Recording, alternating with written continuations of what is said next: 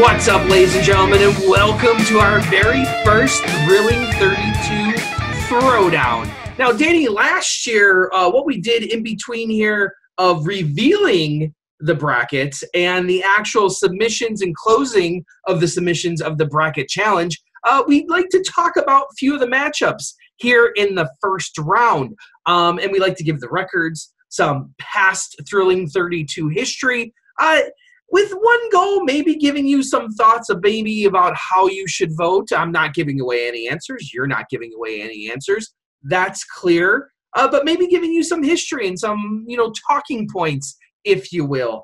Danny, we've got two fine roller coasters that we don't get to talk a lot about. That's the other reason why we select these matchups. It's rides that we don't talk all that much about, recently anyway. And this first throwdown we're going to look at is Goliath at Six Flags Over Georgia against the Ultimate at Lightwater Valley. So Danny, some of your thoughts. You're a big Ultimate fan. If I recall correctly, you described it like Beast, but on steel and having Magnum-like tendencies. Yeah, and you described this perfectly, right? So in the past, when we've talked about matchups, we've always tried to pick the matchups that have been difficult to pick. But what we found is over the years, we end up talking about a lot of the same rides over and over again. Your Boulder Dashes, it seems like we have Ravine Flyer versus Goliath every year, and we have it again this year. So we decided we're going to start talking about rides, like you said, that we don't talk as much about. Regardless of whatever the matchups are and regardless of what the history is.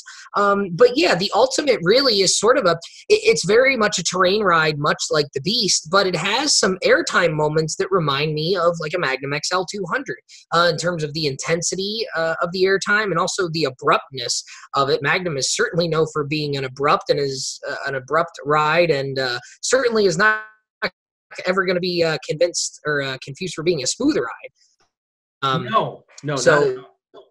No, and the Ultimate is certainly in the same vein. The Ultimate was actually, for those of you who don't know, the Ultimate was actually wasn't built by a roller coaster company. It was built by British Rail, a company that specializes in railroad tracks and rail cars, which may be why it's so abrupt, but also maybe why it was so good at following the terrain, because train tracks often need to follow the terrain.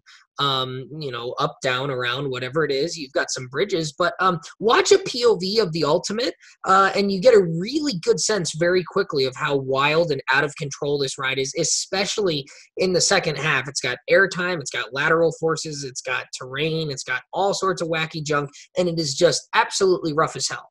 On the flip side, Six Flags Over Georgia's Goliath is butter smooth, very I won't say gentle, but its airtime is much smoother and much more free-floating as opposed to the abruptness that you get on a ride like the Ultimate. It's got a really nice helix at the end, but really designed, the best of computer-aided design, right? And designed to minimize some of those uncomfortable forces and the roughness, whereas the Ultimate does absolutely, there was no intent to eliminate any of that whatsoever. There's turns without banks. There's straightaways with banks on the Ultimate, whereas Six Flags Over Georgia is this beautifully designed, beautifully executed B&M creation. Really polar opposites here. What are some of your thoughts before we get into the history? And you know what's funny about it is there's a Magnum connection here too. Is I've always said that Goliath is like Magnum if B&M designed it. That you look at the layout, you got the big hills up front, you've got an interesting turnaround, you swap out the pretzel for the helix, and then on the return run you got those bunny hills too. That I've always said that Goliath really reminded me of how the pacing and the feel that Magnum has, and Goliath has that same pacing and feel in my mind. So two rides that were randomly selected here for the first round, and both have comparisons to Magnum XL 200. No, they do. And when you're looking at picking this matchup, in the history side of things here, at first glance, it really looks like Goliath is the way to go pretty quickly. But at the same time, if you look at the Ultimate is fairly new to the fray because a lot of European riders haven't even been on this ride because it's at a small park. It's sort of out of the way. Usually you're going to Blackpool, Thorpe Park, Alton Towers, Chessington, those types of parks. Lightwater Valley is a place that's often overlooked because of how small it is. It is fairly remote. So really, this ride first sort of broke into the discussion of the Thrilling 32 and the coaster poll when we took our trip to the UK a few years ago. You can see that in 2017, I thought it would make the bracket, and it ended up being number 45. But then last year jumped all the way up to number 31. And obviously it's back in the Thrilling 32 again this year. So it stands to reason that the Ultimate is on an upswing.